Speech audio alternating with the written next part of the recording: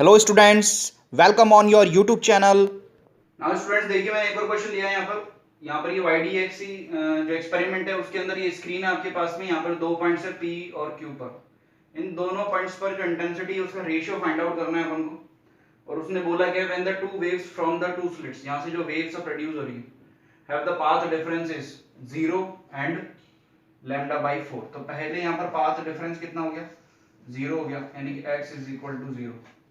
और दूसरा path difference कितना हो गया, λ/4। ठीक है स्टूडेंट्स, तो अपन को क्या करना है, इंटेंसिटी फाइंड आउट करनी है। यानी कि बेसिकली अपन को क्या करना है, IP अपॉन IQ। समझ में आ गया? तो देखिए इसकी अप्रोच क्या है। तो सबसे पहले अपन फॉर्मूला लिखेंगे जो अपना जनरल फॉर्मूला है, I1 plus I2 plus 2 root of I1 I2 cos of five. ठीक है, तो देखिए यहाँ पर ये पाथ डिफरेंस दे रखा है। ठीक है, इसको अपन को कन्वर्ट करना पड़ेगा किसमें, फेज में, क्योंकि यहाँ पर तो हमारे पास में फेज ही है। चलिए देखिए, तो I1 लेट सपोज मैंने बोल दिया ये I1 और I2 कितना है, I ले लिया मैंने, कितना ले लिया, I0 ले लो आप, तो है ना, I0 ले लो। तो ये I कितना हो जाएगा आपके पास में, I0 plus I0 plus 2 I0 cos of 5।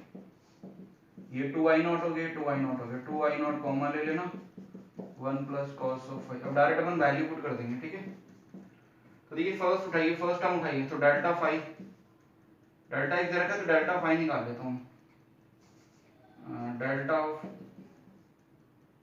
5 निकाल सकता हूँ मैं, कितना आ गया, डेल्टा एक्स दे रखा है आपको 0, डेल्टा 5 कैसे निकालोगे, वी नो दैट के डेल्टा एक्स, तो के की वैल्यू 2π/λ, डेल्टा इट इज 0, तो ये तो 0 आ गया।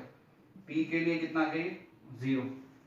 तो आई पी कैसे निकालोगे, आई पी इसी से, आई पी कितना हो गया, इसको 0 पुट करो, तो 2I0 1 प्लस cos 0 cos 5 0 की वैल्यू कितनी होगी, 1, तो गया 2I0 और 2, तो यहीं पर ऐसे रहना दो। दूसरी वैल्यू देखिए, cos 5 ऑफ q, q के लिए निकालेंगे अपन, k delta x 2π/λ, delta x it is λ/4, तो लैम्डा से लैम्डा π/2, तो cos π/2 कितना होता है, 0।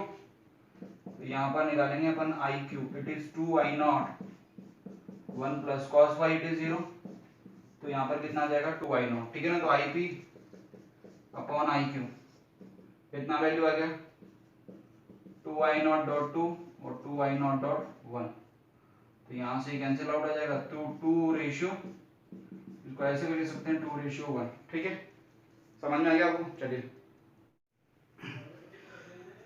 Now students we are going to discuss about the what are the coherent sources. तो देखिए यहाँ पर मैंने एक YDSC का एक्सपेरिमेंट बनाया है। ठीक है, YDX है, ये स्लिट्स हैं आपके पास में, ये स्क्रीन है, यहाँ पर ये इंटरफेरेंस पैटर्न फॉर्म हो रहा है, ये D हो गया, ये स्मॉल d हो गया। ठीक है ना, अब क्या हो रहा है स्टूडेंट्स, देखिए जो सेंट्रल ब्राइट फ्रिंज होती है, जो सेंटर पे का हमेशा क्या होता है, यहाँ पर B0 प्रोड्यूस होता है। इसके बारे में बात करेंगे सर, यहाँ पर B0 क्यों बना, फिर यहाँ D क्यों बना, अभी इसके बारे में बात करेंगे आगे धीरे धीरे। ये देखिए D2 हो गया, उसके बाद में यहाँ पर भी D1, फिर B1। तो आपने देखा होगा ये YDSC के अंदर एक पैटर्न मिलता है आपको। ठीक है ना, ये दिखाई भी देता है आपको, यानी कि आप बोल सकते हो सर ब्राइट है, फिर डार्क है, फिर ब्राइट है, फिर डार्क है। तो ये पैटर्न क्या हो रहा है आपको, ऑब्जर्व हो रहा है। क्या होता है, ऑब्जर्व। क्यों हो रहा है ये पैटर्न आपको ऑब्जर्व, क्योंकि ये क्या है, स्टैटिक है। अरे डायनामिक होता तो दिखाई देता क्या, डायनामिक का मतलब इसके ऊपर एक कभी यहाँ पर ब्राइट है, फिर डार्क, फिर ब्राइट, फिर डार्क, फिर ब्राइट, फिर डार्क, यानी कि बहुत कम समय के लिए यहाँ पर क्या होता है, सस्टेन होता है, ये स्टैटिक होता है। ठीक है, तो सबसे पहले देखिए नीड क्या होती है, हमको नीड क्यों पड़ी इसकी, कोहेरेंट सोर्सेज की, क्योंकि हमको यहाँ पर क्या ऑब्जर्वेशंस पैटर्न लेने हैं, किस पर, स्क्रीन पर, ताकि हमको दिखाई दे, उसको ऑब्जर्व कर सके हम किसी भी चीज को। ठीक है, तो यहाँ देखिए विच प्रोड्यूसेस द सस्टेन और द स्टैटिक इंटरफेरेंस। यहाँ पर स्क्रीन पर जब तक सस्टेन और स्टैटिक इंटरफेरेंस प्रोड्यूस नहीं होगा, जब तक हम ऑब्जर्व नहीं ले पाएंगे, जब तक हम ऑब्जर्वेशंस नहीं ले पाएंगे, observations can not be done without sustain और द स्टैटिक इंटरफेरेंस। समझ में आ गया आपको? स्टैटिक इंटरफेरेंस होना चाहिए, तभी हम क्या कर सकते हैं, यहाँ पर ऑब्जर्वेशंस को प्रोड्यूस कर सकते हैं, हम ऑब्जर्वेशंस ले सकते हैं। चलिए आगे देखिए, अब इसकी डेफिनेशंस क्या होती हैं सर। तो देखिए ये जो दो लाइट सोर्सेज हैं, सॉरी ये जो दो स्लिट है, यहां से निकलने वाली जो दो लाइट्स हैं वो क्या होनी चाहिए। देखिए सबसे पहले से यहां से जो निकलने वाली जो लाइट्स हैं उनकी जो फ्रीक्वेंसी होती है वो दोनों की क्या होनी चाहिए, सेम होनी चाहिए।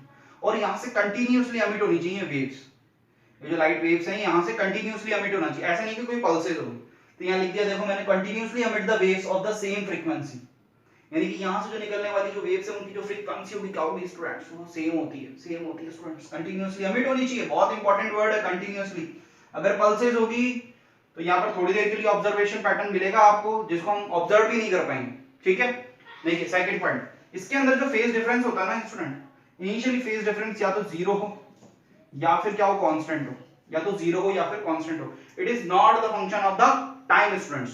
तो देखिए यहाँ पर मैंने लिखा है initial phase difference is equal to delta dial equal to zero and the constant, या तो जीरो हो इनिशियल फेज डिफरेंस या फिर कांस्टेंट हो, does not equal to function of the time. चलिए यहाँ पर अपन एक और काम करेंगे, अपन करेंगे supposition, contradictions of the suppositions. चलिए देख, तो स्टूडेंट देखिए मैंने यहाँ लिखा है कॉन्ट्राडिक्शन विद द सपोजिशन। जो कोहेरेंट लाइट सोर्सेस होते हैं उनको अच्छे से एक्सप्लेन कर रहा हूं मैं तीन केसेस के थ्रू। तो first case is when the omega 1 is equal to omega 2, मतलब फ्रीक्वेंसी तो सेम है और इनिशियल फेज डिफरेंस कितना है स्टूडेंट्स, डेल, ठीक है। तो यहाँ पर क्या मिलेगा आपको, स्टैटिक और सस्टेन जो कोहेरेंट सोर्सेस हैं वो आपको मिल जाएंगे। Second one, omega 1 is equal to omega 2 but dial is does not equal to 0 means the dial is equal to constant। तो यहाँ पर सपोजिशन लिए मैं आपको डायल क्या ले रहा हूँ, पाई ले रहा हूँ। सपोज लिया मैंने डायल पाई ले लिया। अब क्या होगा, इसमें दो केस हो जाएंगे, कंस्ट्रक्टिव और डिस्ट्रक्टिव के। तो कंस्ट्रक्टिव के लिए केस के लिए क्या लिखोगे, कंस्ट्रक्टिव और डिस्ट्रक्टिव। जो पाई होता है स्टूडेंट्स वो क्या होता है, 2n पाई, 2n पाई। अब यहाँ पर एक और पाई ऐड हो जाएगा, ठीक है। डिस्ट्रक्टिव केस में होगा delta phi is equal to 2n minus 1 into pi, यहाँ पर पाई एक और ऐड हो जाएगा। ये भी क्या हमको क्या मिल रहा है, देखिए सस्टेन मिल रहा है, क्योंकि यहाँ पर ये पाई का ही फेज डिफरेंस है, यानी कि दोनों साइमल्टेनियसली रीच हो रहे हैं किसी भी पॉइंट पर, ठीक है। यहाँ पर सस्टेन मिल गया, यहाँ पर भी सस्टेन मिल गया, यानी कि दोनों के सेटिस्फाई हो गए। अच्छा, इन दोनों केसों के बारे में हमने पहले भी बात करी थी, जो उसकी डेफिनेशंस थी उसमें ही हमने इन दोनों केसों की बात की थी, ठीक है। चलिए अब देखिए थर्ड केस जो है ना वो ज्यादा इंपॉर्टेंट है, थोड़ा ये समझना। ये क्या होता है, इनकोहेरेंट सोर्सेज के लिए होता है। इनकोहेरेंट जो सोर्सेज होते हैं उनके लिए होता है ये थर्ड पॉइंट। ओमेगा 1 और ओमेगा 2 तो बराबर, यहां जो डेल्टा फाई है ना, it is the function of time students, it is the function of time, it is the function of time plus के डेल्टा एक्स। समझ में आ रहा है आपको? यहां पर मैंने इसको यहां पर मैंने लिख दिया, ये तो होता ही डेल्टा फाई, लेकिन यहां पर एक सपोजिशन और ले लिया, जैसे इसमें ले रहे थे, इसमें फाई ले रहे थे, इसमें जीरो ले रहे थे। इसके अंदर वैसे ही जो डायल है it is the function of time student. ये यहाँ पर टाइम है ना, टाइम है। अब क्या होने वाला है, देखिए ये समझाने के लिए बता रहा हूं, ठीक है ना।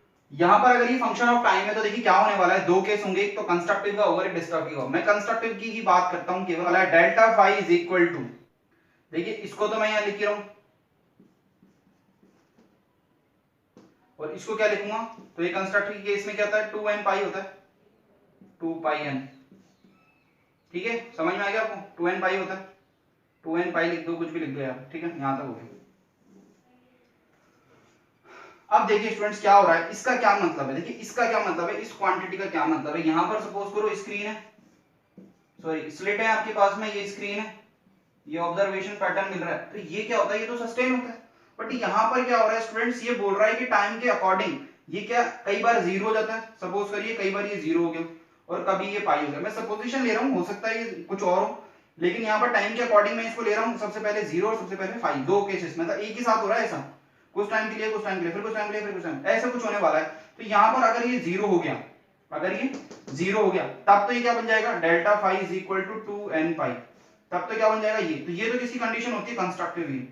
बट अगर ये यहाँ पर ऐसा कुछ हो गया, तो अब क्या होने वाला है, 2n पाई, अगर यहाँ पर ये पाई हो गया तो ये क्या हो जाएगा, 2n पाई प्लस ऑफ ये वापस ये वहां पर यहाँ पर डिस्ट्रक्टिव हो गया। यानी कि एक ही पॉइंट पर आपको, भाई एक ही पॉइंट के लिए तो बात हो रही है कंस्ट्रक्टिव, यानी कि एक ही पॉइंट के लिए आपको डिस्ट्रक्टिव भी मिल रहा है, डिस्ट्रक्टिव भी मिल रहा है और कंस्ट्रक्टिव मिल रहा है, फिर डिस्ट्रक्टिव मिल रहा है, फिर कंस्ट्रक्टिव मिल रहा है। यानी कि इसी पॉइंट पर आपको कंस्ट्रक्टिव मिल रहा है, फिर डिस्ट्रक्टिव, फिर कंस्ट्रक्टिव, कंस्ट्रक्टिव डिस्ट्रक्टिव, फिर कंस्ट्रक्टिव, फिर डिस्ट्रक्टिव, फिर कंस्ट्रक्टिव, फिर डिस्ट्रक्टिव, फिर कंस्ट्रक्टिव, फिर डिस्ट्रक्टिव। तो समझ में आ रहा ना हो क्या रहा है, यानी कि आपको ऑब्जर्वेशन जो होती है वो आपको नहीं मिल पाएगी, यानी कि जो ऑब्जर्वेबल जो पैटर्न्स होते हैं वो आपको स्क्रीन पर नहीं दिखाई दे सकते।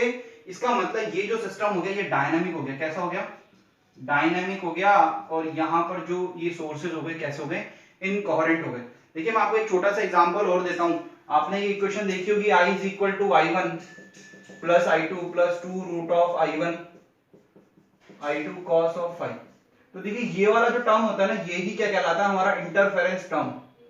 समझ में आ रही है? अब यहां से जरा cos फाई की वैल्यू उठाओ। ये फाई यही तो है, इसी फाई के बारे में तो बात हो रही होगा। तो ये जो फाई है, तो देखिए एक बार ये -1 हो जाता है और एक बार ये +1 हो जाता है। अब इन दोनों का आप एवरेज पे निकालोगे ना, तो भी क्या हो रहा है, 0। यानी किसी एवरेज ड्यूरेशन ऑफ टाइम के लिए यहां पर जो इंटेंसिटी हो रही है वो हमको मिल ही नहीं। इसका मतलब क्या हो रहा है, आपको ऑब्जर्वेशंस पैटर्न जो हो रहे हैं वो फॉर्म ही नहीं हो पा रहे। ठीक है, यहां पर ये जो हो रहा है ना, ये वाला टर्म, ये क्या हो रहा है, 0 होता जा रहा है। देखिए किसी टाइम इंटरवल के लिए, अगर इनका सपोजिशन ले रहा हूं मैं, किसी टाइम इंटरवल के लिए क्या आ रहा है, इनका एवरेज वैल्यू कितना आ रहा है, 0 आ रहा है स्टूडेंट्स। तो 0 का क्या मतलब हो रहा है कि यहां पर जो स्क्रीन हो रही है, यहां पर ये जो स्क्रीन हो रही है, यहां पर आपको कुछ भी ऑब्जर्वेबल पैटर्न फॉर्म नहीं मिल पा रहा है। रीजन क्या हो रहा है कि यहां पर बहुत कम टाइम के लिए constructive destructive constructive destructive constructive destructive, ये जो पैटर्न है ये फॉलो होता जा रहा है, जिसको हम ऑब्जर्व नहीं कर पा रहे हैं स्टूडेंट्स। नाउ स्टूडेंट्स देखिए मैंने यहां पर एक पॉइंट लिखा है, two independent sources of the light can never be coherent. जो इंडिपेंडेंट लाइट के सोर्सेज होते हैं वो कभी भी कोहेरेंट नहीं हो सकते। इसको समझने के लिए मैंने यहां पर 3 पॉइंट लिख दिए। देखिए तो फर्स्ट पॉइंट क्या होता है, जैसे सपोज करो आपके पास में कोई सोर्स है, ठीक है, उसमें से कोई लाइट प्रोड्यूस हो रही है, तो it is an atomic phenomena. यानी कि जो लाइट प्रोड्यूस हो रही है किसी भी सोर्स में से, वो एटॉमिक फिनोमेना है, एटम के अंदर से प्रोड्यूस हो रही है, ना कि उस पूरे मटेरियल के अंदर से। समझ में आ रहा है? ये देखिए मैंने यहां लिख दिया लाइट एटॉमिक फिनोमेना, मतलब यहां से जो लाइट निकलने वाली वो it is an atomic phenomena, not the whole matter. यानी कि किसी होल मैटर में से बाहर नहीं निकलती, किसी एटम में से ही, किसी भी पार्टिकल के जो एटम्स होते हैं, किसी भी ऑब्जेक्ट्स के जो एटम्स होते हैं, उसी में से ही प्रोड्यूस होती है। चलिए सेकंड थिंग, जो टाइनीएस्ट जो सोर्स होता है, ठीक है, किसी भी लाइट के लिए जो टाइनीएस्ट जो सोर्स होता है, सपोज करिए ये आपके पास में टाइनीएस्ट सोर्स है, तो इस सोर्स से मिलियंस ऑफ एटम्स निकलते हैं स्टूडेंट्स। क्या निकलते हैं? मिलियंस ऑफ एटम्स निकलते हैं। और ये सारे के सारे क्या होते हैं, इंडिपेंडेंट होते हैं, इंडिपेंडेंट वेव प्रोड्यूस करते हैं अपने अंदर से, इंडिपेंडेंट वेव प्रोड्यूस करते हैं। और सबका जो फेज डिफरेंस होता है वो स्टूडेंट्स क्या होता है, चेंज होता है, अलग अलग होता है। तो पहली बात तो यहीं पर ही खत्म हो गई कि भाई फेज डिफरेंस ही अलग है, तो क्या होगा, जब फेज डिफरेंस ही अलग है सारी वेव्स का, तब क्या होने वाला है कि सर वो कोहेरेंट तो हो ही नहीं सकते। आगे देखें, थर्ड पॉइंट इज, अब देखिए ट्रांजिशन हो रहा है एटम का, तो ये एनर्जी प्रोड्यूस करता है higher state to lower state. ऐसा क्यों हो रहा है? देखिए मैं आपको ये बताता हूँ, ये जो ट्रांजिशन होता है ना 10⁻⁻8 सेकंड के लिए होता है। यानी कि मैं ऐसे कह सकता हूँ, जो एक एटम है वो इतने टाइम के लिए, जो एक एटम है वो इतने टाइम के लिए कैसा बिहेव करता है, एज अ वेव। ठीक है, यानी कि इस टाइम पीरियड के लिए तो कोहेरेंट होता है, और इसके अलावा मतलब इसके बाद, जस्ट इसके बाद सेकंड के लिए वो कोहेरेंट नहीं होगा। तो इतने कम टाइम पीरियड के लिए आप कभी भी कोहेरेंट सोर्स के लिए ऑब्जर्वेशंस नहीं ले पा सकते। तो मैं small thing is that the coherent sources, the two independent sources of the light can never be the coherent। का मतलब ये हो गया कि जो दो अलग अलग सोर्सेस हैं स्टूडेंट्स, जो दो अलग अलग स्टूडेंट सोर्सेस हैं, वो कभी भी never be the coherent sources, because it is an atomic phenomena। light production is a atomic phenomena, not the whole of the material। ठीक है, समझ में आया होगा आई होप। अब सर क्या करें, तो यहाँ पर देखिए दो डिवीजन होते हैं, एक तो वेव फ्रंट का डिवीजन होता है, यानी कि इसको हम क्या, नाउ स्टूडेंट देखिए अगर ये सब हो गया भाई, टू इंडिपेंडेंट जो सोर्सेज होते हैं वो कभी भी कोहेरेंट नहीं होते। तो सर सबसे पहले तो उनको कोहेरेंट सोर्सेज ही चाहिए। जो हम YDSC एक्सपेरिमेंट करते हैं उसमें तो कोहेरेंट सोर्सेज की रिक्वायरमेंट होती है। तब क्या करना है हमको, तो हम यहाँ पर देखिए मेथड अप्लाई करते हैं, division of wave front end division of the amplitude. तो डिवीजन ऑफ वेव फ्रंट के अंदर अपन 3 पढ़ने वाले हैं, YDSC, फ्रेनेल, बाइप्रिज्म और लेडॉट्स मिरर। तो देखिए इसके अंदर अपन केवल यही पढ़ेंगे, और यहाँ पर भी एक थिन फिल्म होता है और एक न्यूटन्स रिंग होता है। ठीक है ना, तो बाकी जो आपको नाम है वो आपको दिखाई देंगे, जो अपन न्यूमेरिकल्स वगैरह करेंगे उसमें बाकी वो सारे नाम दिखाई देंगे। बाकी अपन यहाँ पर बेसिकली ये और ये ही पढ़ेंगे। देखिए इसके अंदर क्या होता है, इसके अंदर रिफ्रैक्शन के थ्रू होता है, और इसके अंदर क्या होता है, रिफ्लेक्शन, क्योंकि मिरर दिख रहा है आपको, बाइप्रिज्म है तो रिफ्रैक्शन होगा, यहाँ पर रिफ्लेक्शन होने वाला है कुछ। ठीक है ना, तो इस टाइप से अपन ये कोहेरेंट सोर्सेज है इसको लेंगे। ठीक है ना, ऑब्जर्व करेंगे students. Thank you for watching.